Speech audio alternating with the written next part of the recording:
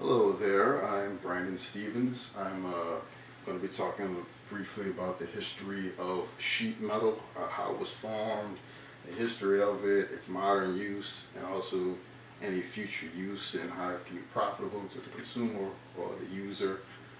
This is for Mr. Ladner's online construction class, so you want to take a minute of your time. Okay, most people know about sheet metal. They hear about it all the time, but they don't really know anything like the history of it or how it was formed or how it could be of use, or if you're using it, you don't even know about it. So I'm going to be talking about that for a brief moment. Uh, the sheet metal itself dates back to early times, centuries ago, back to the Egyptian times. It's actually used and crafted for jewelry back then. It took certain metals to put it in place, and that's where it all started.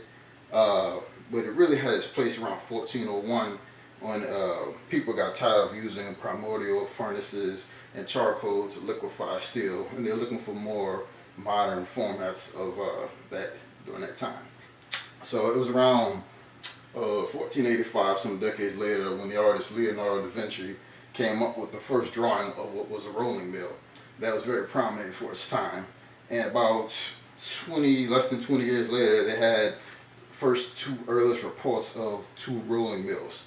One was used to gather gold sheets so it could draw coins of a certain thickness, and the other one was to cut little sheets of metal into strips. It's kind of like the precursor for sheet metal. So you had other prominent things happen later on, like in 1615, the first industrial plant came about, and they made copper and tin. But it was really around 1760, in a time, an era that we all in America know as the Industrial Revolution, where things really started to take off for the sheet metal industry. That's when people were really put to work and it became modernized. You could do things like the assembly line and press brakes. That was very profitable, put a lot of people into work. So that was a very prominent time period, as we might all know. There's also some decades later, in 1806, when aluminum and the steel hammer came and virtually destroyed what was known as the Iron Era.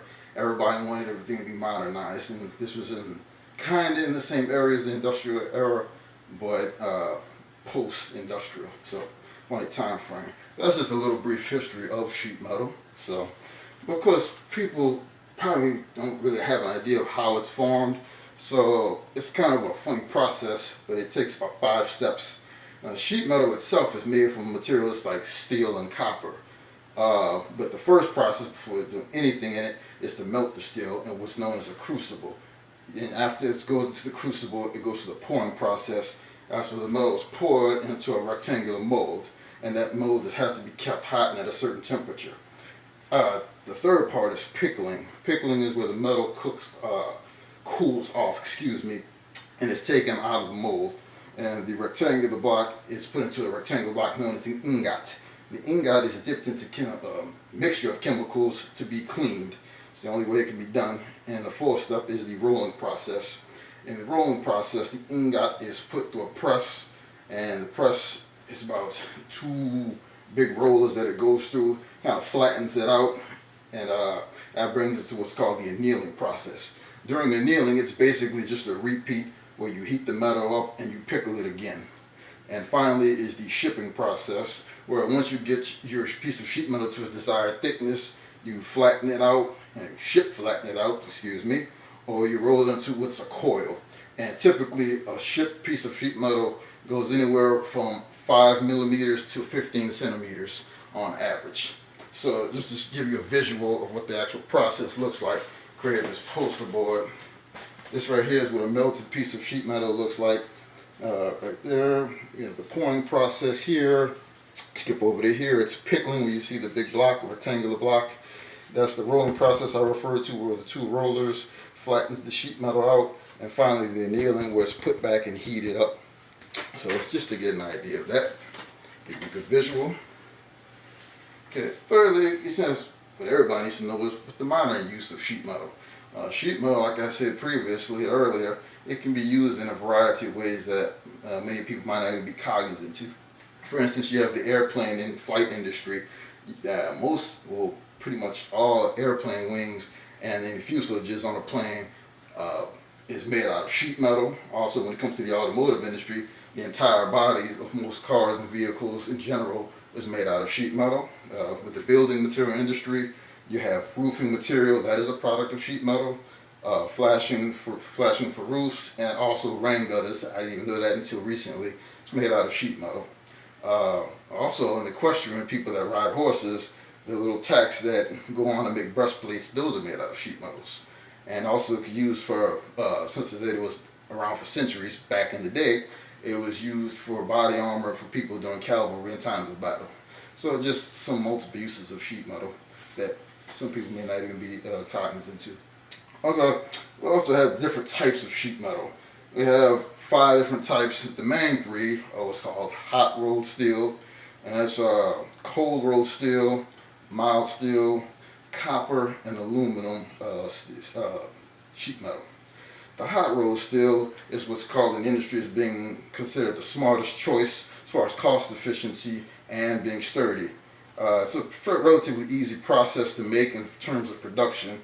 You basically just roll it through a furnace on two hot rollers, like I previously mentioned, but it goes up to, 1,400 degrees Fahrenheit. And next is cold rolled steel, which is kind of like hot rolled steel, but it's considered to be the best choice for a perfect surface finish. It's the same process as the hot rolled steel, but it has to be rinsed with acid and then heat treated. It comes out and produces a smooth, thin sheet in the end. And next you have mild steel. Mild steel, it's kind of like cold rolled steel, but it's with less carbon in it, and it's ideal for things like welding and the auto body construction industry. Also you have copper and aluminum, which are 2 lesser known ones, but copper is good for the use of electronics for people who manufacture that because it's conducive, and aluminum, which is aluminum is very malleable and is used for jewelry and electronics. So that's just a little bit of the type of sheet metal. The future of sheet metal is never ending. There's always room for growth. The primary way to cut sheet metal is to use laser cutting. It's going to be around for a while, but like I said, there's always room for growth. So just a little bit about laser cutting. We have CO2 lasers, which are basically the standard for cutting right now. But, like I said, they're looking for other ways to go about modernizing the sheet metal industry. So you're looking into what's called fiber models, which may very well replace CO2 lasers in the next few decades. But the laser cutters right now are much more efficient.